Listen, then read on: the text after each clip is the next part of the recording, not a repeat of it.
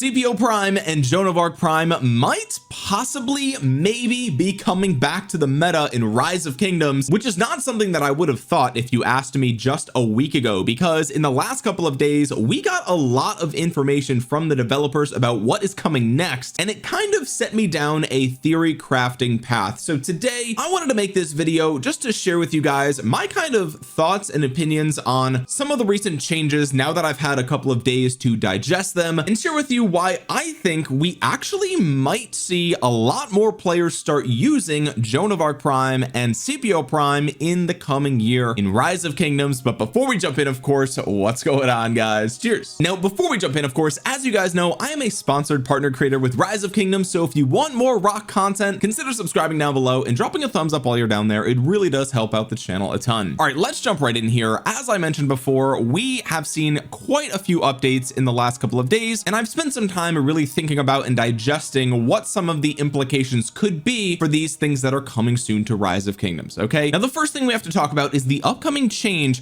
to talents that was revealed in the latest patch notes. Okay, if you guys missed that video, quick recap: the support tree, amongst other trees, is getting a buff. Emergency protection and loose formation are both getting a buff, and these talents are some of the most powerful and commonly obtained talents in the support talent tree, right? We have loose formation. Historically, it only reduced the skill damage that you took by 9%. Now it's going to reduce skill, combo, and smite damage by 9%. Great stuff. This is objectively a buff through the support tree, right? Same thing with loose formation. Before, it was a 50% chance to reduce skill damage by 15% for 3 seconds when you took skill damage. Now it's whenever you take skill, combo, or smite damage, you can reduce skill, combo, and smite damage for 3 seconds. Okay, and honestly, this talent change is long overdue. I mean, really, these talents have been in the game since either late 2018 or early 2019. I don't remember exactly, but when the game first came out, the talent trees actually looked very different. Skill commanders were called nukers. Okay, and like a lot of you don't remember that. Y'all were not there. Okay, you were not there for the first talent trees in Rise of Kingdoms, and honestly, thank God, because this is much more simple. It's much better. But my point is that like these talent trees are 7 years old, and the game is dramatically different now than it was 7 years ago. And over the course of 7 years, a lot of these talents, especially, you know, emergency protection, loose formation, have lost a tremendous amount of their value because of the introduction of combo damage and smite damage. And clearly that was not the intention of the developers when they built the support tree or the attack tree or the skill tree or whatever the older trees are. Because if you sit back and think about it, right, if this stuff gets more and more power crept as the game goes on, then eventually talent builds won't even matter, right? Like, I mean, that's how power creep works, right? So this change was long overdue.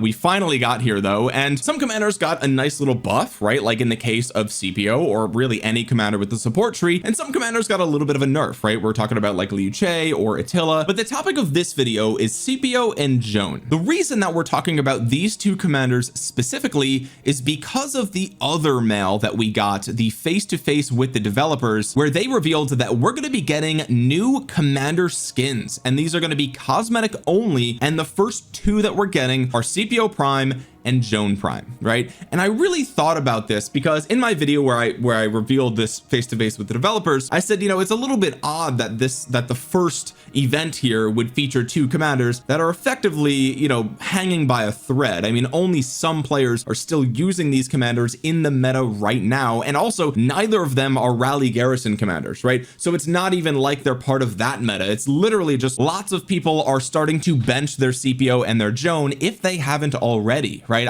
In this last KVK was the first KVK that I really benched Joan of Arc Prime. It was also the last KVK that I anticipate using Scipio Prime, but who knows, we'll have to wait and see. And so I thought it was a bit bizarre, right? Like they're going through all of this work to make commander skins for commanders that people aren't really going to be using that much, right? And you know, when we take a step back and we think about it, the developers know this, right? I mean, like they're not dumb. They know more about this game than I do. They know more about this game than you do, right? Like they have all the data, and not only that, but this is also a business for them, right? I mean, like, let's just be honest, like they know that in order for people to want to buy something, there's got to be a reason for it. Does that make sense? So then I thought, okay, well, surely if I know that, then that means they definitely know that. They have much more insight than I do on that. So if that's the case, then it could easily be the case that something else is going on here, right? And so I really got to thinking about it, and that's when I realized that, okay, well, Scipio Prime and Joan Prime are getting new cosmetics, and they also happen to both have the support tree, which we just discovered is getting a buff with the latest patch notes, right? So then I was like, okay, well, that's interesting, right? Like, could it be a coincidence? Absolutely, right? It definitely could be. But what else did they recently reveal? Well, they recently revealed that we are getting a new skill damage formation in the face-to-face with the developers, right? They said that a new skill damage focused formation such as wedge formation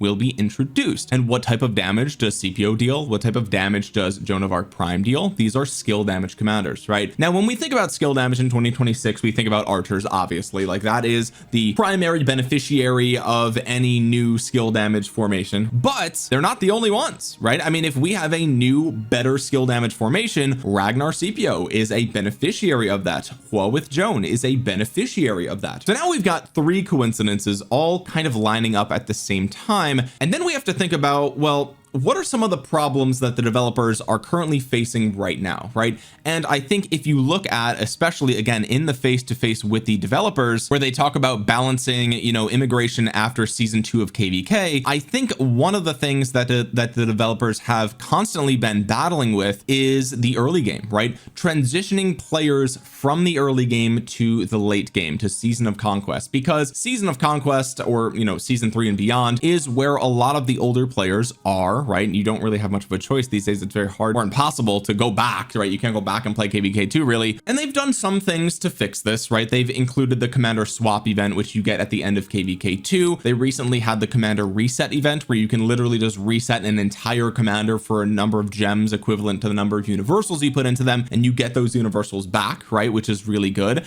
And so, you know, between that and then they have like the jeweler's jaunt event right now, which helps you catch up with equipment and stuff like that. There's a lot of things that they've been doing to try to help new players catch up to older players, so not even catch up, but just be a little bit more competitive by the time they get to Season of Conquest, right? And when we think about Scipio and Joan, these are both prime commanders. And what does that mean? Well, that means that they also have epic counterparts. Okay, so between Scipio and Joan, these are two commanders that new players are familiar with, no matter what. No matter if you've only played the game for, you know, 5 hours or 5 years, you know who both of these commanders are. And especially Joan, she's quite good in the early game, especially as a gatherer. What if, okay, and this is pure speculation territory, I'm just throwing this out there just as a discussion with you guys, right? What if the developers introduced a sort of prestige system where new players were able to prestige their epic commanders to get their prime counterpart, right? And I use the term prestige sort of like in Call of Duty, right, where you get to max level and then you can prestige and it resets that level, but you get to keep one perk or one weapon or something like that, right? And you get a new emblem and you get to progress again, if that makes sense. Just in the same way as with the commander swap event, you're literally just swapping progress on one commander to another, which is how I got my hands on King Arthur, right? I think I swapped Martel for him, or Cao Cao, or something like that. What if there was a way to swap an epic commander for a legendary prime version of that commander, right? And that would be a really interesting solution to the sort of power gap in the from the early game to the late game, because it's like, okay, if you think about Scipio Prime and Joan Prime, are they the best cream of the crop meta in the game right now? No, they're not, right? They are not. They are just now sort of exiting the meta, right? But if you think about, okay, how do they compare to the other commanders that you would have in KVK 1 and 2? It's like, okay, well, I mean, they're clearly better than KVK 1 and 2 commanders, right? I mean, like, what are we talking about? They're objectively better in every single way, pretty much, except for maybe not having a relic, right? So yes, they're not meta, but they're kind of like B tier commanders that are at least better than what you have going into Season of Conquest, right? And on top of that, when you sort of factor in the fact that, you know, you look at commander swap or you look at the commander reset event, some players, especially free to play or low spend, they may only be able to swap one commander, or a lot of times what happens is, like in the case of Achilles, right, he's so far down on the commander swap gathering of heroes event that they don't even acquire Achilles, so they can't even get him from the commander swap event, right? And so this would be sort of a way to give new players a sort of meta adjacent commander in exchange for their epics, right? A familiar face that they already have, they've already been using. It gives them a meta adjacent commander to pair with whoever they get from the swap event or a reset event, or whoever they spin on that first wheel of fortune, right? So you land in Season of Conquest and you get your hands on Bai Chi, or you get your hands on Sun Tzu Prime, right? and you've got literally nothing to pair with them. You don't have enough sculptures, you don't have any way of getting anything else, so who are you going to pair them with? Like Martel, right? Or like Epic Sun Tzu in the case of Bai Chi. Like there's just, you don't have anything, right? And so getting one commander is almost as bad as not having any commanders, right? And so if you think about, okay, well, what if you can get Bai Chi and then they just give you Scipio Prime because you had him maxed out as an epic, right? It's like, okay, well, is it meta? No. But is it better than Martel? Sure, right? Is it better than Pyrrhus? Sure, right? Like it's at least something. It is a step in the right direction that gives new players something that is almost meta at a time where all their older stuff is completely irrelevant, right? All the KvK2 stuff is effectively trash by the time you get to Season of Conquest, with the only exception kind of being Alexander the Great or maybe Chook, right? So does it solve the problem of new players not having all the latest meta when they get to Season of Conquest? No, it doesn't. But is it a step in the right direction? Yes, it is. And also, it doesn't even really cost the developers anything to do this, right? Because when you think about like, okay, well, if they just get Scipio Prime for free, then they're not going to spin the wheel for him. And it's like, okay, well, they weren't going to spin the wheel for him anyway, right? So it doesn't even matter. Like if these new players watch any guide on YouTube or even a TikTok or a YouTube short or like whatever, like no one is still recommending that you invest in Scipio Prime or Joan Prime right now, right? They might still find their way into like your third march of a given troop type or whatever, but nobody in their right mind is saying, yes, this is the best thing you could be putting your sculptures into right now. So at the end of the day, there's not really a cost to the developers. And then on top of that, it kind of explains why they would be putting new skins into the game for these commanders, right? Because these are the commanders that if you're a new player, maybe you go in a Season of Conquest, you get them, and it's like, okay, well, now I can get a skin for them, right? And these are commanders that they will potentially be using when they get into, you know, Season 3, Season 4, Season of Conquest, whatever. And that would make a lot of sense. And also, they're just stronger now because their talents are better. They're a little bit more tanky, which is pretty good. And beyond that, right, like the cosmetics are something that players might actually pay for. They might actually decide to open their wallet and say, okay, I want a Scipio wearing all golden armor that's diamond encrusted or whatever. Like, I don't know what he's actually going to look like, but like they might say, okay, I want that skin. And so some people will actually pay for the skin, but they wouldn't have paid for the commander, right? Because like they weren't going to get him. He's not part of the meta, but okay, well, now that I got him for free, it's like, oh, maybe I'll spend a couple of dollars to get the skin since I have nothing else to use anyway. Might as well use them. It really will come down to the cost or the value proposition that's given there, right? Obviously, if it's, you know, $500 on average to get the skin, then of course most people aren't going to do that. But and again, I know that I'm speculating here, right? And we're just kind of looking at a convergence of coincidences,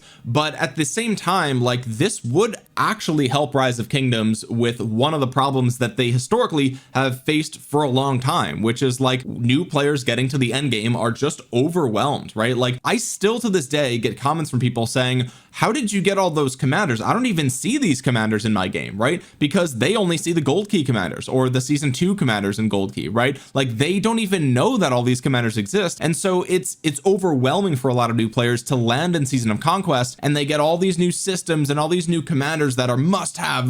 These are so much better than the old stuff. Like, oh my God, Emperor Chin is so much better than anything you've ever used before, right? And so in a world where like this problem that Rock has had, you know, adjusting new players to the late game, like this could easily be a small step. Maybe it's only a small step, right? I mean, like, again, I'm not trying to say like these are the best commanders in the game and that this solves everything, right? Especially because as we continue to move forward, calves go combo damage and then infantry go smite damage. And so like these commanders will become less and less relevant over time. That's how power creep works, right? So this would be sort of like a band-aid rather than anything else. But my point is like, it's at least something, right? It is at least something. And it would sort of explain why we're getting cosmetics for older commanders, because maybe there will be a way to get them a lot easier for a lot of new players. And maybe they would be interested in getting the cosmetics for these commanders. And also it's worth noting that like all of the arguments that I made in this video can be extended to Herman as well, right? He's also a prime commander, meaning he has an epic counterpart. He also has the support tree, which recently got a buff, and he's also a different troop type, right? Like Herman Prime, Scipio Prime, and Joan Prime are kind of like the prime trio that would solve this problem in that they're sort of meta adjacent. They're like B tier or A tier commanders, commanders that, you know, people sometimes still use. The only difference in Herman Prime is that he's not getting a cosmetic out of the gate like we know with Scipio and with Joan. But also, like, archers are getting their next release soon, right? So we don't even know what they have planned for archers coming up, and I'd be willing to bet like we are about to get an archer garrison, right? And so that archer garrison, like, what do you think the odds are that they have the support tree, right? I mean, like, I feel like it's probably pretty good. I think that's a safe bet. If they are buffing the support tree, and you look back throughout history at all of the archer garrison commanders, they're either the defense tree or the support tree, right? I mean, historically, every single archer garrison commander has been one of those two, and we just got Shoyoung, who's a defense tree commander, right? So it would make sense. Maybe the next one is a support tree. I know obviously YSG is the outlier here. He is skill damage, but let's just face it, this is an open field commander. Okay, no one's using this guy for garrison. He doesn't even do anything in flags or forts. Okay, he literally is just a city garrison commander. Okay, so he's kind of a bit of a different story there. But when we look at all of the sort of modern releases of, you know, commanders, they're either defense or support trees. So I think upcoming archers might be getting a support garrison commander. That's my best guess. And so maybe the devs think like, okay, we don't need to have that Herman do that prime transition yet because archers are in for a treat no matter what, right? And that's just speculation. I don't know what is actually coming for archers, but maybe that's why he's not part of this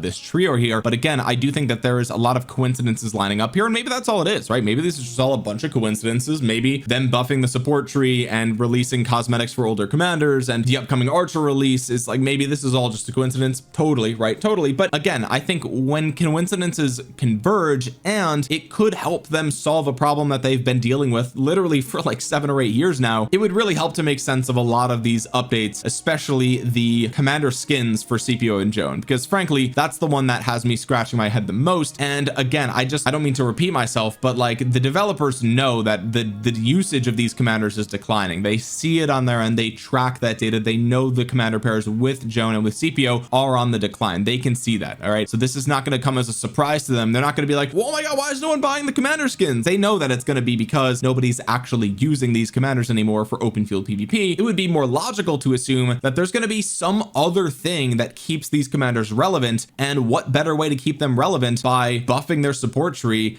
and giving them to new players basically for free, right? I mean, in exchange for an epic. And it's like, oh, well, that wouldn't be fair to all the people that spent sculptures on them. And it's like, okay, well, you invested in them years ago, right? I mean, like if you invested in Scipio back in 2022 or Joan of Arc Prime even back at the end of 2022, like you got years of value out of them and you're going to bench them anyway. So it's not, you're not losing anything by other people getting them. You had years to use them. That was the advantage you got. You've used them for years, right? Like that's what you spent your sculptures on. So even in that case, it's kind of a sunk cost fallacy. Like you've already spent the sculptures on them. You're not entitled to anything just because other people get them for free, right? And like really, it's actually much easier to get to end game now than it was back in the day. So by that logic, like we would all need refunds on like the amount of speed ups we used for getting to T5 or something, because now there's more events in the game that give you speed ups that weren't there back when I was grinding for T5. You know what I mean? So like that's a whole Pandora's box that is just a logical fallacy. And so I think that would be really cool. And I've actually suggested this many years ago, right? When they first announced Prime Commanders, I'm like, man, this is a really good opportunity for them to really help out new players. And maybe we're finally starting to see that, right? I mean, who knows? Anyway, guys, like I said, this is all speculation, okay? But I think that this would be a really great opportunity for them to solve one of their biggest problems that they've had historically. And anything that's good for new players is good for the health of the game, really. And I think that's one of the things that is very important to remember when we think about these changes coming to the game, like whether it's, you know, this hypothetical scenario, or we think about the commander swap event or anything like that. Like anything that is for the greater good of the game is going to far exceed any individual that has a problem with, oh, well, now it's just too easy to get commanders, or now it's just like, no, let's actually just do what's best for the game. And hopefully they do something like this. But guys, let me know in the comment section below what you guys think about this theory. Do you think that this is, am I onto something here? Or is this just a bunch of coincidences that are like not really anything, and these commanders are going to just get their skins and no one's going to buy them? And like Lilith definitely would have seen that coming, but they decided to do it anyway. And like,